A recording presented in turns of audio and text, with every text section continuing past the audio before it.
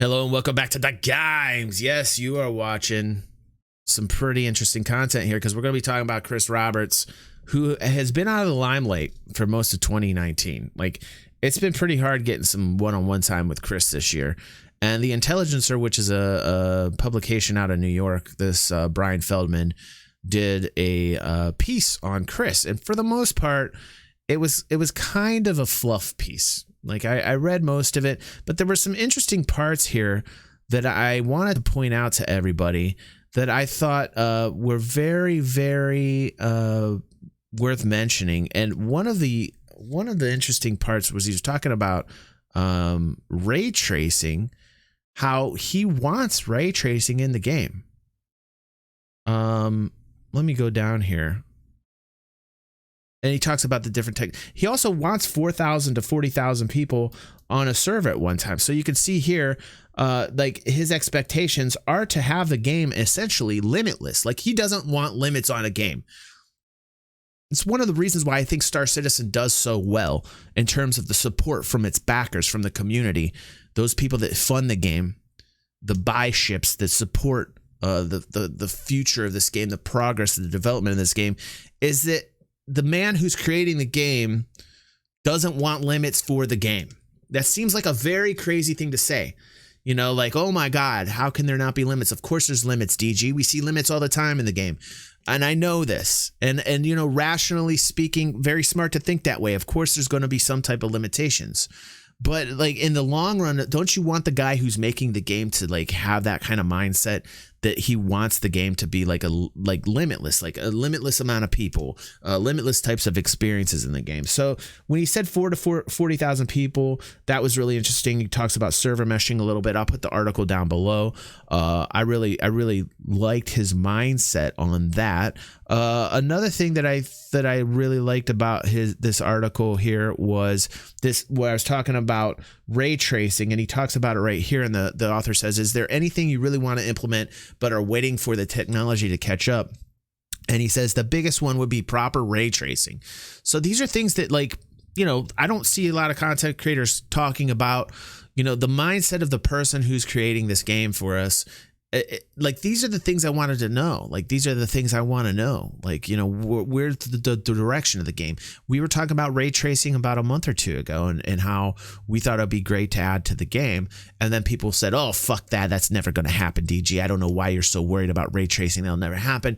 And here you have the creator saying that, you know, he wants ray tracing in the game, you know. He says that is a longer term tech plan, but that is probably 4 or 5 years down the road.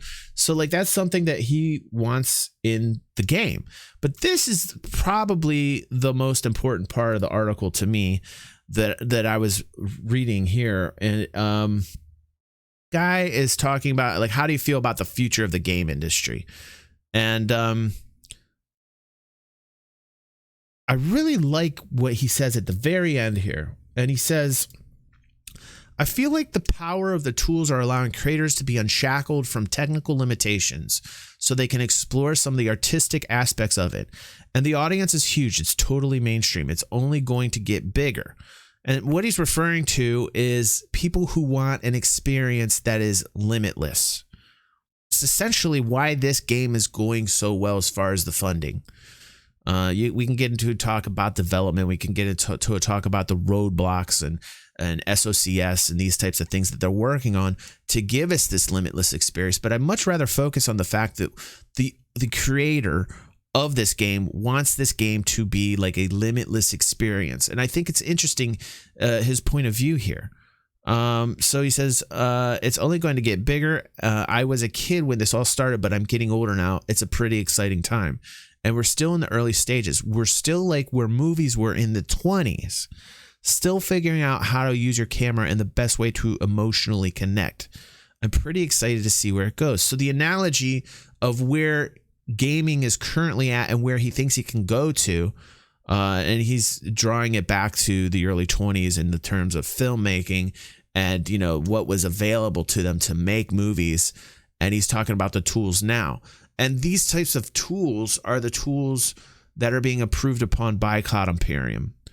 So I hope, I mean, to me, it seems like the best shot for a game that's going to give us a limitless experience right now is this one. So I'm looking forward to a game that I want to play. You know, to me, it's about a fun time. Like, simply put, when it comes to it, I want a game that's going to offer me like this experience. There's a lot of people playing online at one time where I can literally essentially log in and live in it, you know, down to the littlest of detail. And that's why I get his whole thing about fidelity. Like, that's why I get the whole thing about the amount of detail that he puts into the game. He wants it as real as he possibly can. I'm sure eventually he'll want to adapt it to VR as well if he gets there. The point is will the funding dry up before the realization ever hits? Will the tools improve? You know, these are the other side of the spectrum where you have to ask yourself some very rational questions. You know, will there be enough support for this game continuing? Will the money continue to flow into this game to help develop these tools? Are people always going to feel like they're stuck on a loop, or are people going to feel like, hey, this is for something important? This is for a game that hasn't been created, the game like no other that is not out there. Are people going to say, hey, this is like a scam and he's selling us a lie? Or are people going to say, hey, this guy's like trying to create something? Is this guy like an Elon Musk, or is this guy, you know, some guy trying to sell you a used car? You know, I mean, like, when it comes down to it, it's all about your belief, like your perception. To me, my personal feeling is like, I want a game that has no limitations. I want to log in and have amazing battles with other people. I want to be able to have my own place in the game. I want to be able to, you know, be an industry type person in the game. I want to be able to play as a pirate in the game. I want to be able to do so many different things that most games don't offer me. You know, I want to be able to do just about everything that I can think of in a game without any type of limitations. And I only think that the game that's out there that's going to offer me that is this. So that's why I cover this. That's why I cover Star Citizen like I do. So I don't know. I thought it was a really interesting article. It was good to see Chris get in his headspace. You know, these types of things. Mostly this article was a fluff piece, but it was nice to get into his head to see like the direction. You know, the ray tracing comments were great, and him comparing the industry, you know, to like the early 1920s and how far that it could go. Really interesting as well to me. Let me know what you guys think down in the comments below. Chris, you really need to make yourself more visible. I will be streaming this Saturday. And I look forward to a wonderful day of CitizenCon with you guys, where I'm just going to sit, we're going to chill, we're going to see all the entertainment that's offered to us on that day. So many people looking forward to it. And I want to tell you guys, thank you. Those that are here live with me now, those that are watching on YouTube, thank you so much. We are having a giveaway.